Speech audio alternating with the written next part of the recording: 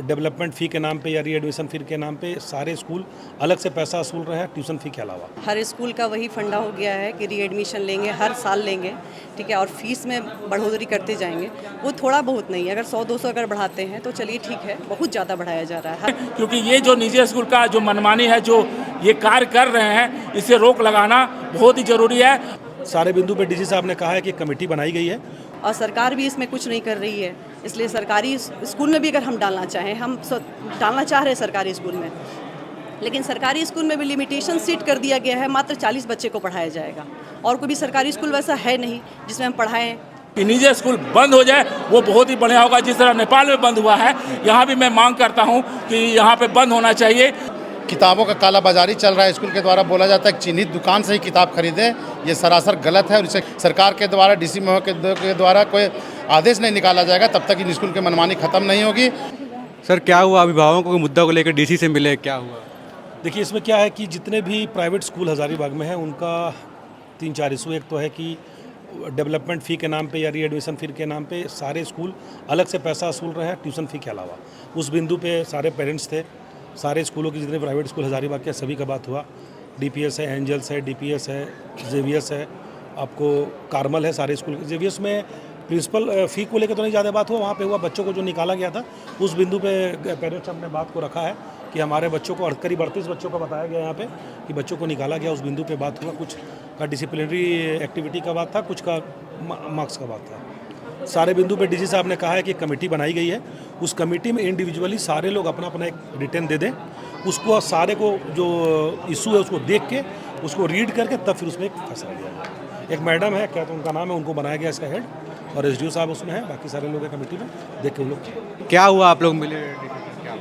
Sir बोले हैं कि जो भी समस्या है वो अपना मतलब लिखित आवेदन देने के लिए बोले हैं। जो भी सबका समस्या अलग अलग है। क्या क्या प्रॉब्लम को लेकर आप लोग गए थे?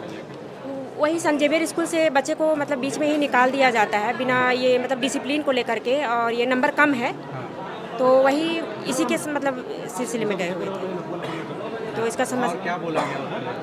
वही रिटर्न एग्जाम, ये रिटर्न में लिख के मांगे आवेदन कि क्या समस्या है वो लिख के दीजिए, तो आगे फिर करवाइए। क्या, हाँ, क्या प्रॉब्लम को लेके आप लोग? रीएडमिशन लिया जा रहा है, वो भी कैश में। हर स्कूल का वही फंडा हो गया है कि रीएडमिशन लेंगे, हर साल लेंगे, ठीक है, और फीस में बढ़ोतरी करते जाएंगे। वो थोड़ा बहुत नहीं, अगर 100-200 अगर बढ़ाते हैं तो चलिए ठीक है, बहुत ज़्यादा बढ़ाया जा रहा है। हर महीना 1000, 1200, 1500 अगर बढ़ा देंगे तो हम लोग कहाँ से देंगे फीस? हम लोग का भी तो कमाई लिमिटेशन है, इतना महंगाई बढ़ते जा रहा है, सब कुछ बढ़ते जा रहा है। उस स्थिति में अगर फीस का भी मार अगर पड़ते जाएगा हम लोग पे, तो फिर बच्चे को हम लोग कैसे पढ़ाएंगे?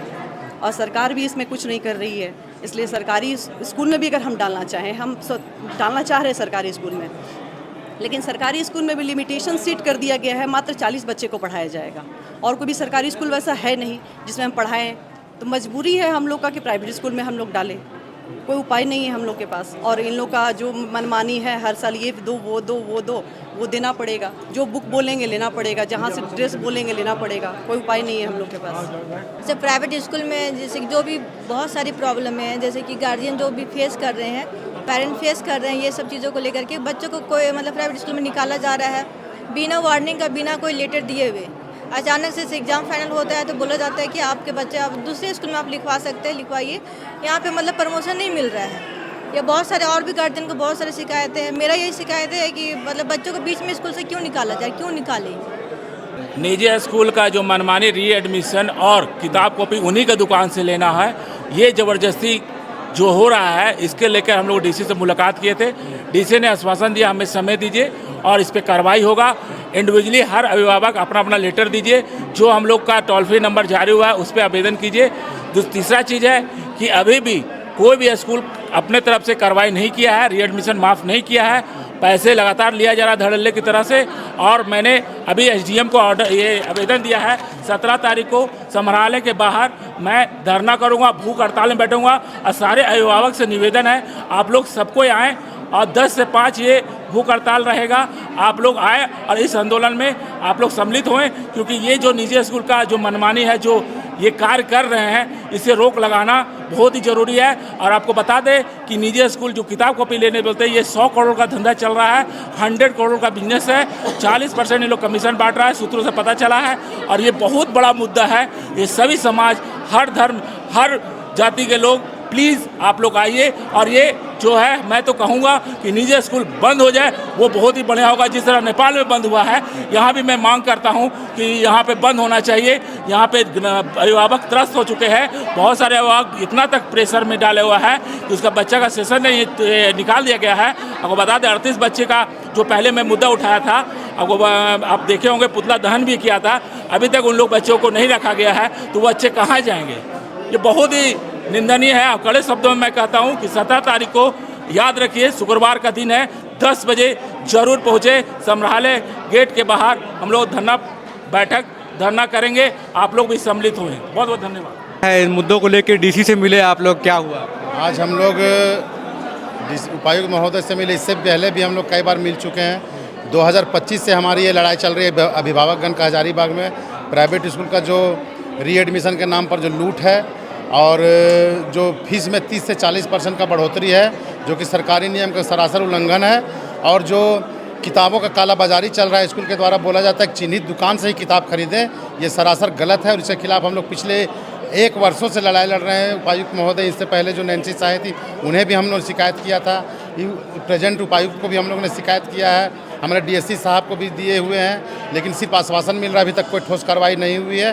खानापूर्ति के नाम पर एक कमेटी बना दिया गया है, जिसमें जो अभिभावकगण की तरफ से 2 नाम जो कमेटी में दिया गया है, एक कार्मेल स्कूल का एक अभिभावक का, एक जेबेर स्कूल का अभिभावक का है, उसका कहीं नामो निशान नहीं है। आज तक वो अभिभावक हम लोग को दिखे नहीं है, उनको हम लोग खोज रहे हैं, वो मिल नहीं रहे हैं। तो ये हमको लगता है कि कमेटी खानापूर्ति है।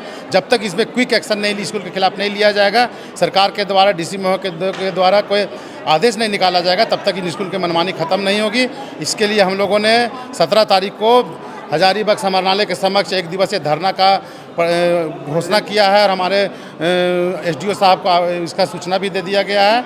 हम लोग सारे अभिभावकगण जितने भी हजारीबाग में समाज सेवी है, सभी को हम लोग 17 तारीख को हजारीबाग समाहरणालय के समक्ष धरना देंगे, और प्रशासन को और प्राइवेट स्कूल को मजबूर कर देंगे। ये जो तानाशाही रवैया अपना रही है, जो रीएडमिशन के नाम पर अभिभावकों को लूट रही है, उसको वापस लेना ही होगा।